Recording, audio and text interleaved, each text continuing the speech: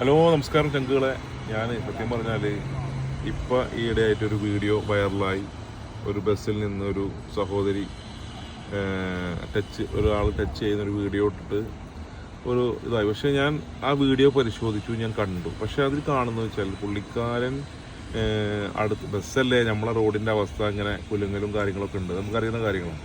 പുള്ളിക്കാരൻ്റെ ഫ്രണ്ട് കാണിക്കുമ്പോൾ ഇങ്ങനെ പിടിച്ചു നിന്നിട്ടാണ് ഇവർ വീഡിയോ എടുക്കുന്നത്. പക്ഷേ ഇവൾ വീഡിയോ ചെയ്യുന്നുണ്ടെന്ന് ഇയാൾക്ക് അറിയാമല്ലോ. പക്ഷെ അങ്ങനെ വീഡിയോ ചെയ്യുന്ന ഒരാൾ എടുക്കുമ്പോൾ പ്രത്യേകിച്ച് അങ്ങനെ ടച്ച് ചെയ്യാൻ വിചാരിച്ച ആൾ തന്നെ ടച്ച് ചെയ്യത്തില്ല. മനസ്സിലായി? അതൊന്ന് കാര്യം. പിന്നെ അതായത് ഇവൾ വീഡിയോ വെച്ചിട്ട്, ഈ സഹോദരി വീഡിയോ ഇങ്ങോട്ട് വെച്ചിട്ട് ഈ പുള്ളി ഇങ്ങോട്ട് പോകുന്ന സമയത്ത് സഹോദരി കുറച്ച് ഇങ്ങോട്ടാക്കി കൊടുക്കുന്നുണ്ട്, ഇങ്ങനെ ബോഡി ഇങ്ങനെ തിരിഞ്ഞിട്ട്. പുള്ളി നടന്ന് പോയപ്പോഴാണ് ചിലപ്പോൾ ഒരു കുണ്ടും കുഴിയൊക്കെ ഉണ്ടാകുമ്പോൾ കൈയുടെ ഈ ഭാഗം തട്ടിയിരിക്കുന്നത്, അല്ലാതെ നമ്മുടെ ഫ്രണ്ട് ഭാഗമല്ല, ഈ ഭാഗം തട്ടി എന്നുള്ളതാണ് ഇതിൻ്റെ കറക്റ്റ്. പക്ഷെ അതൊരു വൈറലാക്കേണ്ട കാര്യമില്ല. അയാൾക്ക് തെറ്റെന്ന് പറയാൻ പറ്റില്ല. കാരണം അത്രയും നമ്മളെ റോഡൊക്കെ വളരെ മോശപ്പെട്ട റോഡാണ്. എന്നിട്ട് അത് വൈറലാക്കി അയാളിപ്പോൾ മരിച്ചു എന്നുള്ള വാർത്തയെന്ന് അറിഞ്ഞത്. പക്ഷേ സ്ത്രീ സുരക്ഷത്തിൻ്റെ കൂടെ തന്നെയാണ് നമ്മൾ. പക്ഷെ അത് മിസ്യൂസ് ചെയ്യരുത്. സ്ത്രീകൾക്കെല്ലാം നമ്മൾ ആനുകൂല്യങ്ങളുണ്ട് എന്ന് വിചാരിക്കാൻ നമുക്ക് സന്തോഷം തന്നെ. നമ്മളെ പെങ്ങന്മാരൊക്കെ ഇതിൽപ്പെട്ട തന്നെയാണ്. നമ്മളെ വീട്ടിലുണ്ടല്ലോ സ്ത്രീകൾ. പക്ഷെ അതിനൊക്കെ നമ്മൾ പക്ഷെ ഇത് ഒരു മിസ്യൂസ് ചെയ്യുന്ന രീതിയിലാണ് ബ്രോ എനിക്ക് കാണാൻ സാധിക്കുന്നത്. തീർച്ചയായിട്ടും ആ അഭിപ്രായത്തോട് യോജിക്കുകയാണ്. കാരണം എന്താ വെച്ചാൽ നമ്മളെല്ലാവരും സ്ത്രീ സമൂഹത്തിന് സുരക്ഷ വേണമെന്ന് പറഞ്ഞ് വാദിക്കുന്ന ആളുകളാണ്. പക്ഷെ അതിപ്പോൾ കുറച്ച് കാലങ്ങളായിട്ട് ദുരുപയോഗത്തിലേക്കാണ് അതിപ്പോൾ. അപ്പോൾ അതുകൊണ്ട് ഇന്നലത്തെ ഇപ്പോൾ റീസെൻ്റ്ലി നടന്ന ആ പശ്ചാത്തലം നമുക്കൊക്കെ അറിയാം. അതായത് അദ്ദേഹം കുറ്റക്കാരനാണെന്ന് നമുക്ക് പറയാൻ സാധിക്കില്ല.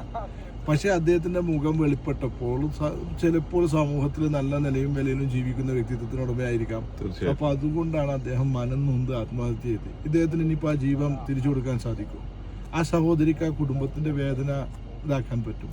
എനിക്ക് തോന്നുന്ന ആ സഹോദരി റീച്ചിന് വേണ്ടി ചെയ്ത അത് റീച്ച്. കാരണം ഒരാൾ അങ്ങനെ മനഃപൂർവ്വം മുട്ടുന്നത് തെറ്റ് തന്നെയാണ്. പക്ഷെ അതൊരാൾ ഒരു ലേഡി വീഡിയോ എടുക്കുമ്പോൾ ചെയ്യില്ല. ഏതൊരാളും തലയിൽ കുറച്ച് ബുദ്ധിയുള്ള ആൾക്കാർ ചെയ്യും, എനിക്ക് തോന്നുന്നില്ല. പക്ഷെ ഇതെന്തോ മനസ്സിലായത് ഈ കുട്ടി ചെറുപ്പക്കാരിയാണ്, ചെറിയ റീച്ചിന് വേണ്ടിയിട്ടാണ് ഞാൻ മനസ്സിലായത്. പക്ഷെ ഇത് ഒരാളെ ലൈഫ് കളഞ്ഞിട്ട് എന്താ പറയാ, ഇയാളെ ലൈഫ് കളഞ്ഞിട്ട് റീച്ചിട്ട് എന്താ കാര്യം? ഇപ്പൊ പ്രിയപ്പെട്ട ഞാൻ അറിയാൻ സാധിച്ചത് നമ്മുടെ പ്രിയപ്പെട്ട രാഹുൽ ഈശ്വർ അതിനുവേണ്ടി കേസ് കൊടുത്തു. തീർച്ചയായിട്ടും രാഹുൽ ഈശ്വർ നമ്മളെല്ലാം സപ്പോർട്ട് ചെയ്യേണ്ട കാര്യം. ഇതൊക്കെയാണ് അദ്ദേഹം പുരുഷ കമ്മീഷൻ വേണം എന്ന് പറയുമ്പോൾ ചില കാര്യങ്ങൾ അദ്ദേഹം പറയുന്നത് ശരിയുണ്ട്. കാരണം ഇപ്പൊ ഒരു ജീവിതം നഷ്ടപ്പെട്ടു.